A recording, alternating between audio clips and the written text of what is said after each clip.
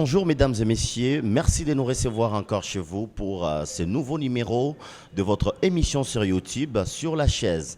Sur la chaise, aujourd'hui nous parlons de la débâcle du vaste projet agro-industriel de Bukangalonzo situé au Bandundu, à 250 km de la ville-province de Kinshasa.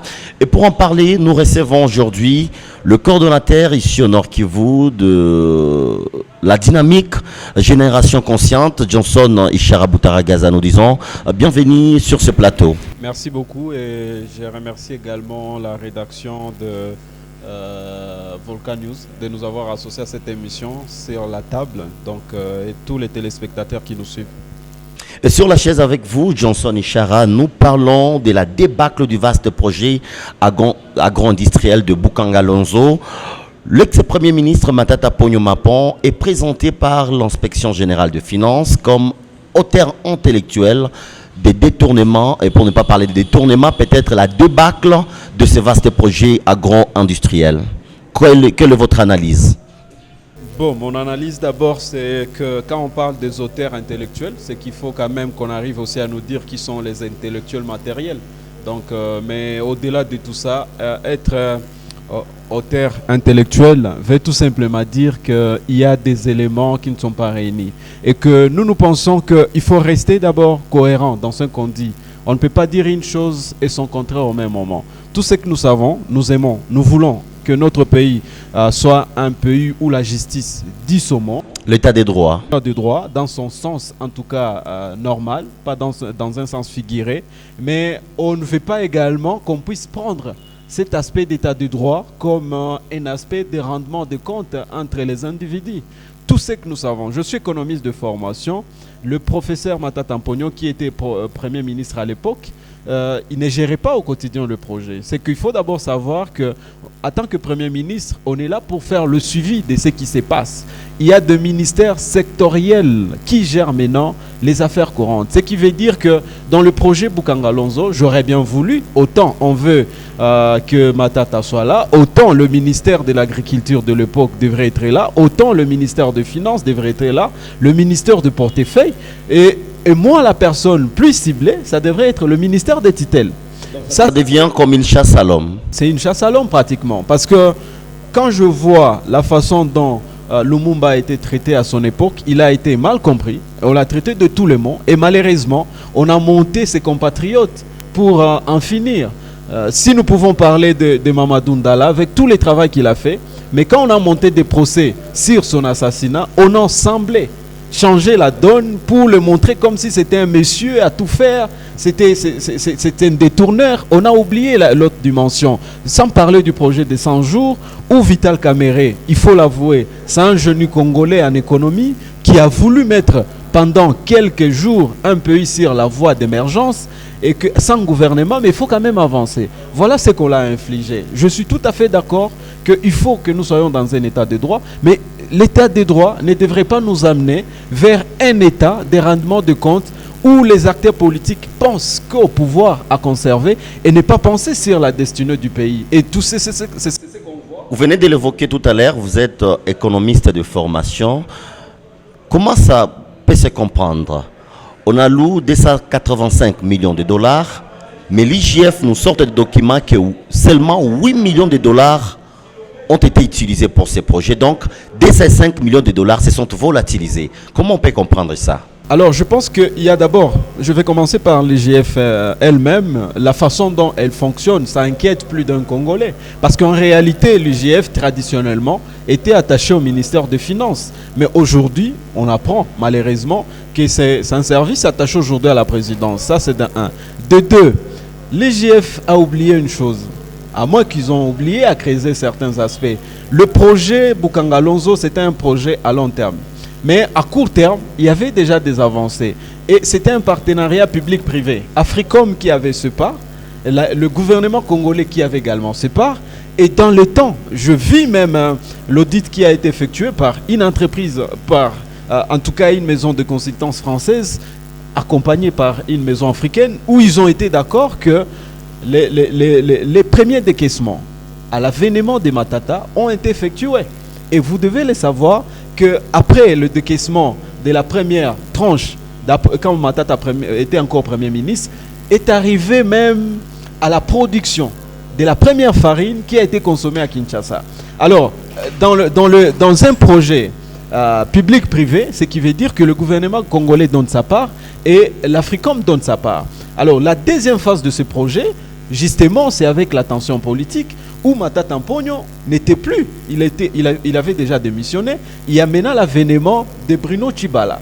Donc, quand Bruno Tshibala arrive, il suspend tout décaissement pour ce qui est du projet Bukanga Lonzo. Voilà la dimension que je vous ai dit. Moi, je suis économiste. Déjà, quand un projet est en cours, il y a des décaissements qui sont chronométrés. À telle période, c'est prévu telles activités et que ces activités ne sont pas effectuées, ça crée un problème.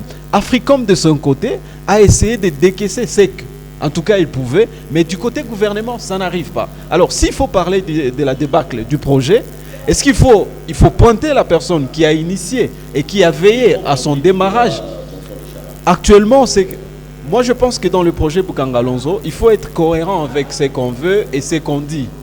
Autant on dit que c'est un projet agro-industriel, on sait que la primature ne gère pas de projet sectoriel. Donc pour moi, la première personne à demander le compte, c'est le ministère maintenant des tutelles, qui est le ministère de l'Agriculture. Le ministère de l'Agriculture, qui s'est fait accompagner par le ministère des Finances de l'époque, et qu'eux vont vous dire qu'est-ce qui s'est passé.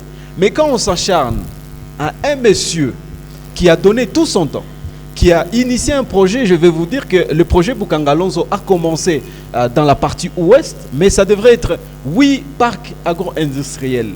Et je vais vous dire encore une chose, dans ce projet, l'histoire nous en dira plus, mais nous savons qu'il y a eu un complot qui a été monté de toutes pièces. Contre Matata Ponyo. Pas seulement contre Matata Ponyo, c'est en général contre le peuple congolais. Et Matata Ponyo veut maintenant être l'arbre à battre. Mais en réalité, il y a eu des hommes d'affaires, que ce soit libanais, que ce soit des Indiens, que ce soit des Pakistanais, qui ont compris que la production du parc agro-industriel de Bukanga Lonzo, c'est une menace déjà à leurs intérêts. Parce que déjà, Matata Mponyo l'avait dit, Vital Kamerhe l'a confirmé avec le procès de 100 jours, que notre pays dépensait à l'extérieur plus d'1 milliard de dollars seulement que dans la nourriture. Donc on peut... En important la nourriture, avec le parc agro-industriel, on peut capitaliser les milliards de dollars, on les garde. Et ces gens-là, sentant que leurs marchandises sont menacées, ils vont connaître un problème d'écoulement. Donc, il fallait monter des gens contre eux. On comprend. Deuxième dimension de ce problème, c'est que dans la classe politique congolaise, il y a quand même des gens qui n'ont pas de cœur. Parce que autant Matata a réussi Congo Airways, autant il a réussi l'ENA, autant il a réussi également la bancarisation, autant il a beaucoup de projets qu'il avait déjà réussi. Et tout ce qu'ils ont pensé à ce moment-là, c'était la vision 2018. Donc, il pensait qu'il sera président. Alors, il fallait le bloquer. Je vais vous dire que ces gens étaient de l'FCC. C'est là où nous sommes en train d'aller. Justement, vous avez évoqué que l'IGF, à un certain moment, était attaché au ministère des Finances. Aujourd'hui, attaché à la présidence. Ouais. Donc, c'est un groupe de gens qu'on utilise dans la présidence pour faire pression à des adversaires politiques du président Tshisekedi. À vous attendre parler. Moi, je pense aujourd'hui... Parce qu'on a commencé par Kamerhe, parce qu'il y a d'autres personnes qui ont dit que Kamerhe est victime d'une course politique. Aujourd'hui, c'est Matata Ponyo. Est-ce que c'est la liste qui continue? Les Congolais ne sont pas, en tout cas, un peuple inconscient. Ils ont la capacité d'analyser les événements. Kamerhe, c'est un humain comme tout le monde. Je ne veux pas le faire passer comme un homme parfait. Il peut détourner. J'ai dit, je ne peux pas le faire passer comme un homme parfait. Mais au-delà de tout ça, si nous allons à ce qu'ils ont fait à Jean-Val, si nous rentrons en Nairobi, on peut voir quand même que c'est un monsieur qui voulait, à un moment, la cohésion nationale. Alors, si le projet de 100 jours devrait échouer, est-ce que c'est de cette manière qu'il fallait les traiter? Sachant qu'à ces instants ici, il y a l'Angola, il y a la Tanzanie qui revendiquent à la République démocratique du Congo de l'argent parce qu'ils doivent venir récupérer la marchandise qui reste aujourd'hui dans leur port, tout simplement parce que la RDC n'a pas encore récupéré cette marchandise. La marchandise pour laquelle Vital Kamerhe a été condamné. La deuxième question, pourquoi aujourd'hui le procès en appel ne continue pas? Et pour Matata, nous parlons de Matata. J'étais en train de vous faire ce virgule-là pour que vous puissiez comprendre. Pour Matata, un homme, d'abord je vais vous dire que je crois que si les sondages pouvaient se faire, on allait comprendre qu'au-delà de tous les acteurs politiques qu'on pense dans ces pays, mais Matata Mponyo était l'homme le plus attendu. Que ce soit du côté FCC, que ce soit du côté opposition, on disait, bon, si on est avec lui, on sera unanime. Alors pour cela, c'est une menace politique. Et on ne peut pas, dans la gestion du pays, penser l'avenir du pays seulement en fonction de comment conserver son pouvoir. Quand on pense en fonction de conserver le pouvoir, on va commettre beaucoup d'abus sur son passage. Aujourd'hui, c'est Bukanga Lonzo, on parle de Matata Mponyo. Je viens de vous décrire comment ça ne devrait pas être la première personne à figurer. Nous entendons aussi avec Katumbi, avec des nationalités, on parle aussi des nationalités. Est-ce qu'on peut comprendre que le président Tshisekedi est en train d'écarter de potentiels adversaires politiques pour les élections à venir? À ce niveau du débat, c'est là où on peut conclure. Parce que quand on voit quand même, il y avait des personnalités très influentes.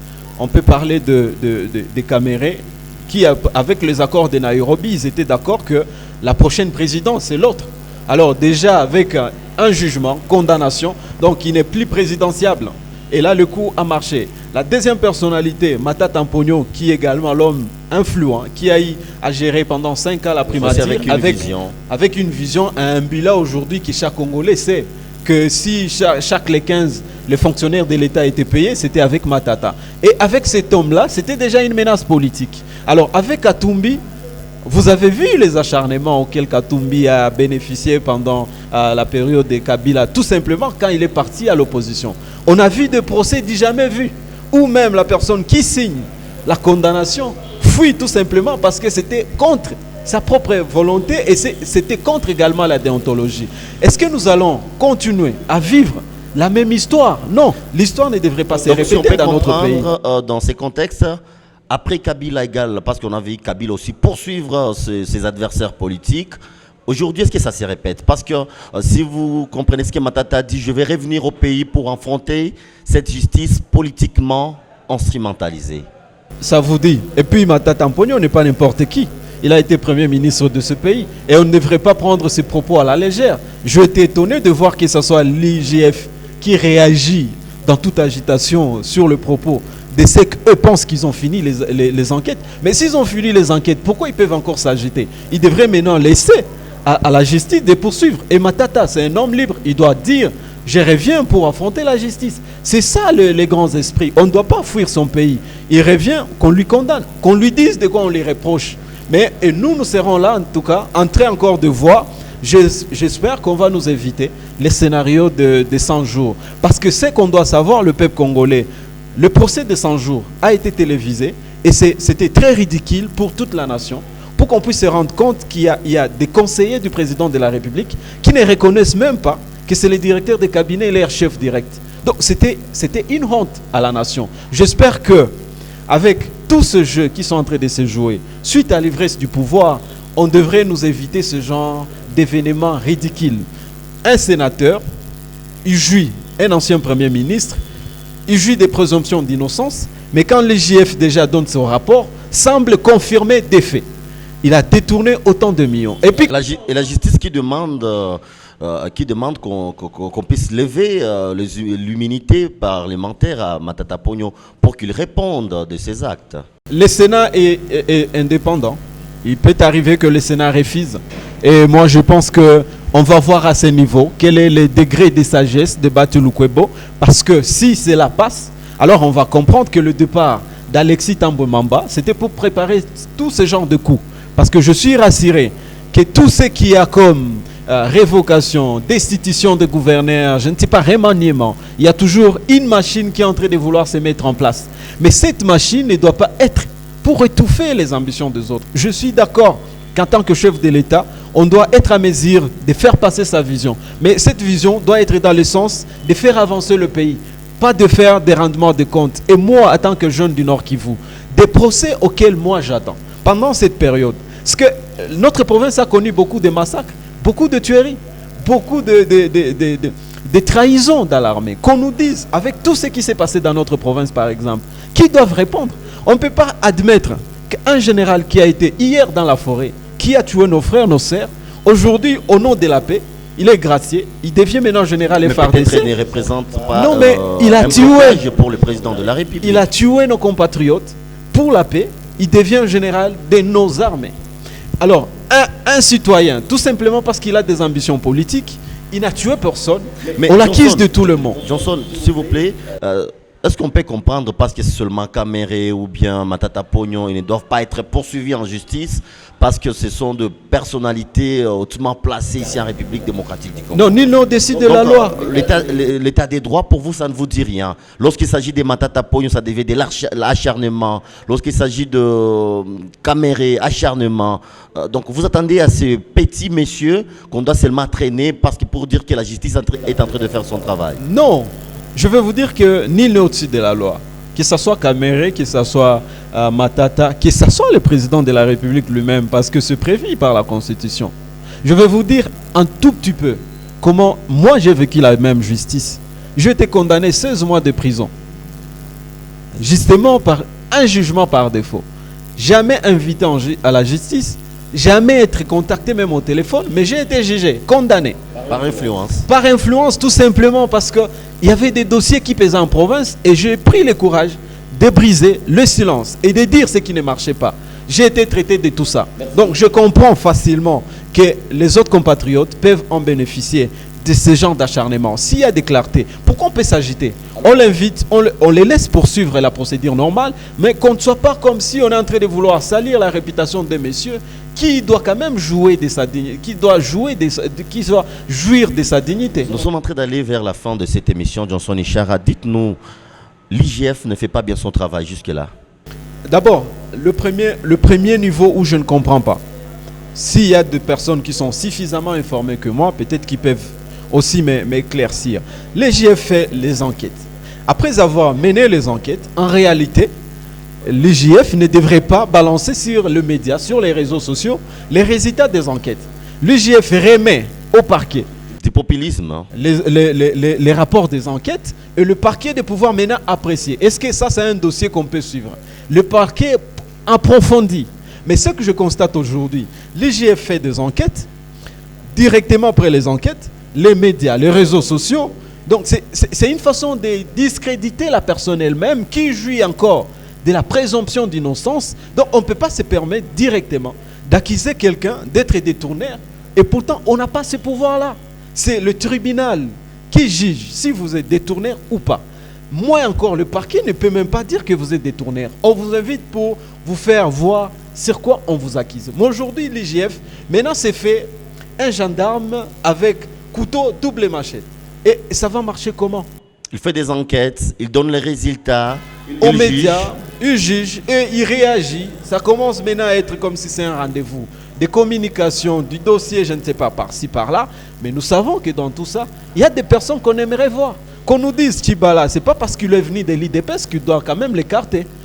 Pourquoi il n'a pas continué les décaissements? Sami Badi Banga est venu, sénateur, IDPS. Pourquoi il n'a pas continué les décaissements de Bukanga Lonzo? Et aujourd'hui, c'est un monsieur qu'on poursuit, qu'on garde dans le viseur. En tant que Congolais, nous avons l'obligation de protéger les nôtres. Et nul n'est au-dessus de la loi. Si aujourd'hui, ça sera même l'inspecteur en chef aujourd'hui qui peut être victime des acharnements, nous serons encore là pour dénoncer. Et aujourd'hui, c'est qu'on voit, il n'y a rien de justice, il n'y a que des acharnements. Et si la justice est là, laissez la justice faire son travail dans le respect de la procédure et non pas des acharnements inutiles qui rabaisse encore une fois notre pays, parce que cet homme-là qu'on est en train de vouloir ridiculiser comme ça, il est en train d'aider d'autres pays à l'extérieur. Merci Johnson Ishara. Nous sommes arrivés à la fin de notre émission sur la chaise et on recevait le coordonnateur de la dynamique Génération Consciente. Avec lui, on parlait de la débâcle de ces vastes projets du parc agro-industriel de Bukanga Lonzo, là où Matata Pognon